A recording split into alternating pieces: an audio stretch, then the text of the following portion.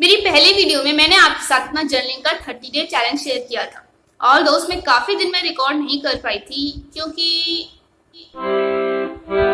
But but but इस video में हम डिटेल में जानेंगे जर्नलिंग के बारे में, जानेंगे कि आप किन किन तरीकों से जर्नलिंग कर सकते हैं, जर्नलिंग के टाइप्स क्या क्या होते हैं और जर्नलिंग से मुझे क्या फायदे लगे और आपको जर्नलिंग से क्या फायदे हो सकते हैं। So without wasting time let's get started.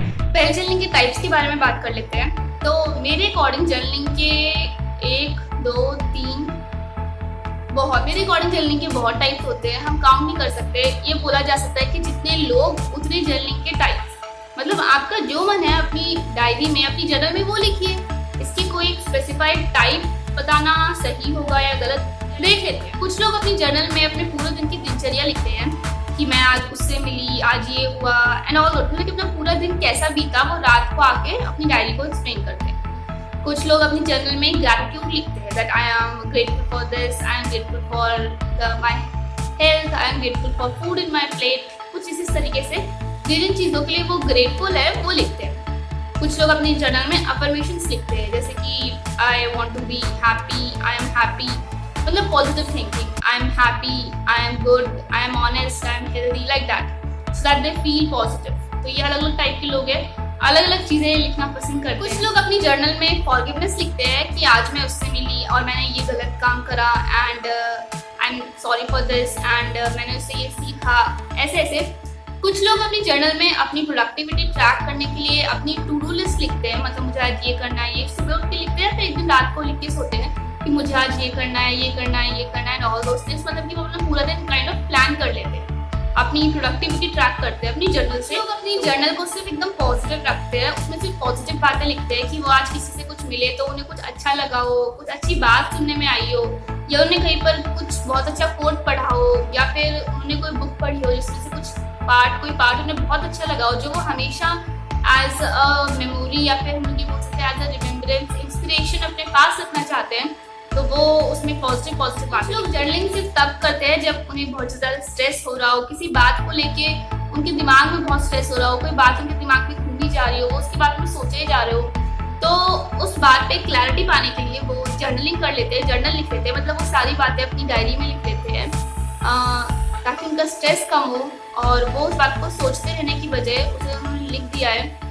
तो उस बात पे उन्हें ज़्यादा क्लैरिटी मिलती है। तो काफ़ी लोग जर्नलिंग को यूज़ करते हैं एज देयर स्ट्रेस बस्टर, अपना स्ट्रेस कम। कुछ लोग फ्री फ्लो राइटिंग भी करते हैं, मतलब जर्नल लिखते टाइम जो दिमाग में आया वो वही लिख के चले जाते हैं। कहने का मतलब ये है कि जर्नल लिखने की कोई रूल बुक नहीं है कि आपको जर्नल इस तरीके से लिखनी चाहिए, उस तरीके से लिखनी चाहिए, पहले ये लिखना चाहिए बाद में लिखना चाहिए, बिल्कुल नहीं।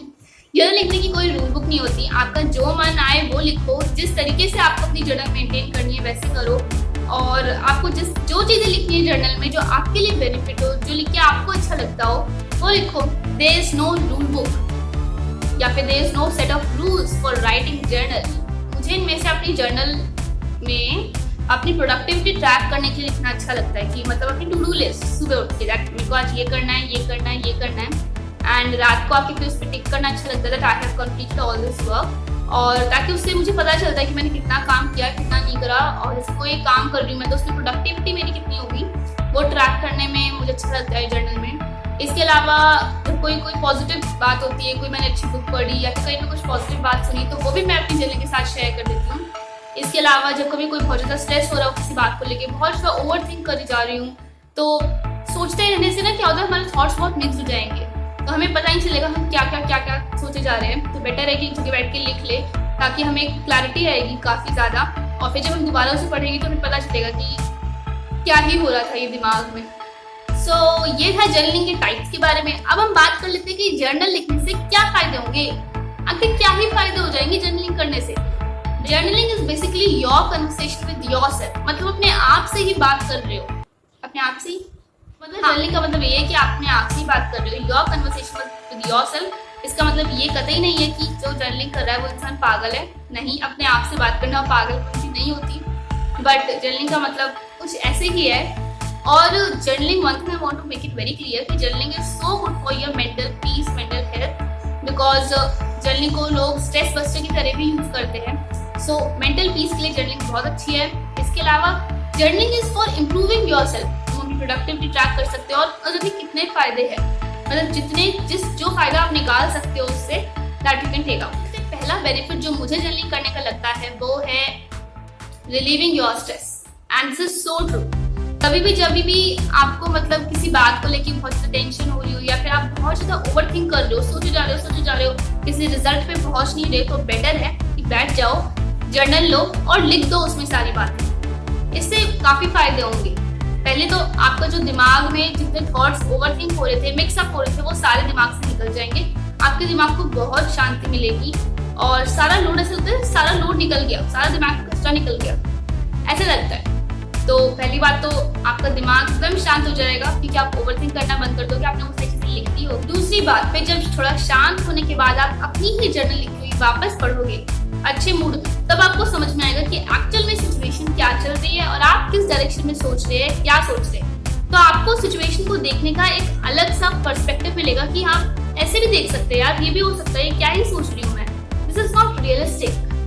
तो इस तरीके से तो it is so good for relieving your stress, यानी कि मेंटल पीस के लिए journal is so good, so healing it is. का सेकंड सबसे इंपॉर्टेंट बेनिफिट जो मुझे लगता है वो ये है that it improves your writing skills, and this is so true कि मतलब अगर आप डेली जर्नल लिखोगे तो इससे आपकी राइटिंग स्किल्स बहुत अच्छी हो जाएगी।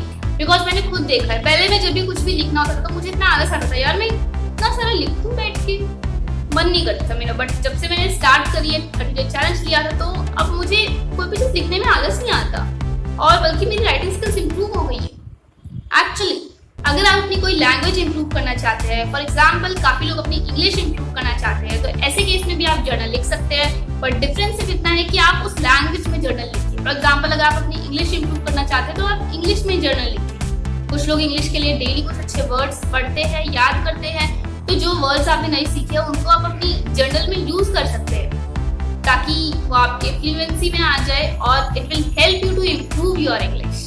तो इस तरीके से जर्नल से आपकी राइटिंग स्किल्स इंप्रूव होती है, इसमें कोई शक नहीं है। जर्नलिंग करने से आपकी प्रोडक्टिविटी इंप्रूव होती है, आपकी कंसिस्टेंसी इंप्रूव होती है, इसमें कोई शक नहीं है। जब आप डेली उठ के सुबह लिखोगे कि मुझे ये काम करने हैं और जब रात को उन पे टिक करोगे तो आपको पता रहेगा कि ये मैंने बनाया था अपना to list and I have completed all this work. So obviously it will help you to improve your consistency and your productivity. There is no doubt in this. Last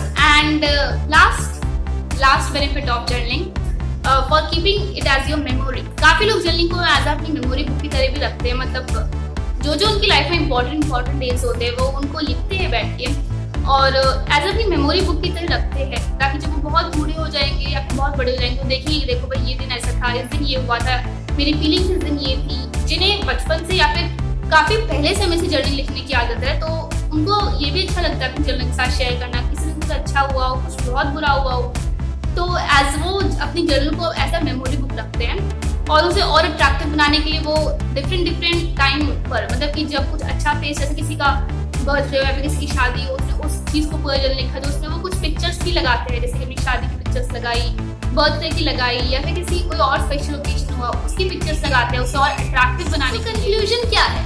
so conclusion सिर्फ इतना सा है कि अगर आपको इनमें से कोई भी बेनिफिट्स चाहिए, अगर आप चाहते हैं कि भाई मुझे कंसिस्टेंसी चाहिए, प्रोडक्टिविटी चाहिए, मुझे ऐसे मेमोरी बुक रखनी है, राइटिंग स्किल्स इंप्रूव करनी है, कोई भी बेनिफिट अगर आपको अपने अंदर लाना है, सुधार लाना है, तो आप जरूर जर्नलिंग का 30 डे चैलेंज ट्राई कीजिए और उसके बाद खुद एनालाइज कीजिए, खुद अपना डिसीजन लीजिए, मुझे जर्नलिंग को आगे कंटिन्यू करना है या नहीं करना, मुझे इससे ये फायदा हुआ या नहीं हुआ, या फिर तो ऐसी ही चीज है I don't want to do this, मैंने तो टाइम वेस्ट कर दिया, या फिर मुझे इससे बहुत फायदे लगे और मैं इसे कंटिन्यू रखना चाहूंगी या चाहूंगा। So that's purely your decision. अगर आप उनमें से है जो बहुत पहले से जर्नलिंग लिखते हैं तो मुझे भी बताइए आपको जर्नलिंग से क्या फायदे हो रहे हैं, बताइए कमेंट करके बताइए कि जर्नलिंग से आपको क्या फायदे हो रहे हैं और किस तरीका जर्नलिंग करने का। एक और बहुत इंपॉर्टेंट बात कि जर्नलिंग का कोई रूल नहीं है कि आप जर्नलिंग डेली करते हो या एक हफ्ते में एक बार करते हो या एक महीने में एक बार करते हो या फिर जब आपका स्ट्रेस वाला फेज आता है तब करते हो, जब आप बहुत ज्यादा मोटिवेटेड फील हो रहे हो तब करते हो, मतलब जब आपका मन करे तब कर। कहीं लिखा नहीं है कि मुझे आपको जर्नल डेली करनी है या महीने में एक बार करनी है, ये कोई बर्डन नहीं है आपके ऊपर। So this is something that I want to share with you all about journaling. Please अपने भी थॉट्स जर्नलिंग के बारे में शेयर कर देना। अगर आप में से कोई करता हो जर्नल, आई एम श्योर करते होंगे कुछ लोग, तो बताना हमें आप कैसे करते हैं, आपको क्या क्या बेनिफिट्स मिले करके journaling, please comment down. We'll be meeting you in next video. Till then, stay safe. Let's not welcome third wave of COVID. And we'll be meeting in next video. Bye bye.